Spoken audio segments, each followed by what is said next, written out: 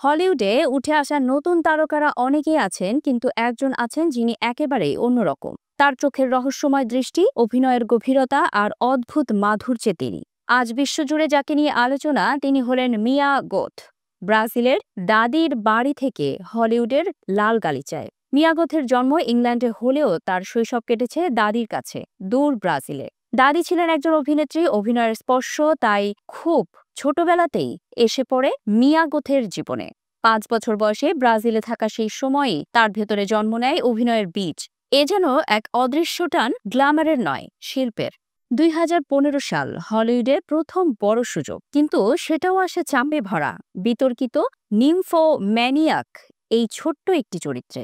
এমন চরিত্রে অভিনয় সহজ নয়। প্রথম সিনেমাতেই তাকে অভিনয় দক্ষতার বড় পরীক্ষা দিতে হয়। এই সিনেমার সাড়া খুব বেশি না পেলেও বদলে দেয় তার ব্যক্তিগত জীবন, কারণ শুটিং সেটেই তার প্রেম হয় সহ অভিনেতা শিয়া লাবিউফের সঙ্গে। 1 বছর পর 2016 সালে তাদের বিয়ে হয়। মানসিক ওঠানামা, আলো আঁধারি সবই যেন ধীরে ধীরে তাকে গড়ে তুলেছিল নতুন একজন মিয়া গোথে। মিয়া গোথের সামনে পথ ছিল না সহজ। প্রথম ছবি আলোচনায় না আসায় তাকে অপেক্ষা করতে হয় দীর্ঘ 5 বছর। এই 5 বছরেই তিনি নিজেকে প্রস্তুত করেন। চরিত্র, অভিনয়ের ধরন, শরীরী ভাষা সবকিছুতেই নতুন এক গভীরতা তৈরি করেন।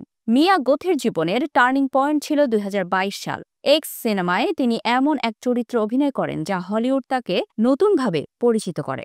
একই বছর পার্লে যেন তিনি নিজের সেরাটা উজাড় করে দেন। এই দুটি সিনেমাতেই প্রমাণ করেন মিয়া গোথ তিনি শুধু অভিনেত্রী নন, তিনি এক আলাদা প্রজন্মের শক্তিশালী পারফর্মার।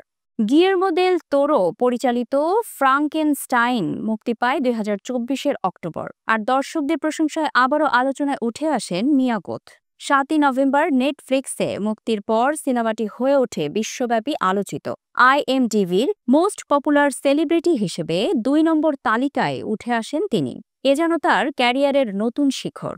মিয়া গোথের গল্পটা খুব স্পষ্ট। তিনি কাউকে নকল করেননি, কাউকে অনুসরণ করেননি। তিনি নিজের পথ নিজেই বানিয়েছেন। যে মেয়ে দাদির ঘরে বড় হয়, একদিন হয়ে ওঠেন হলিউডের সবচেয়ে আলোচিত মুখ।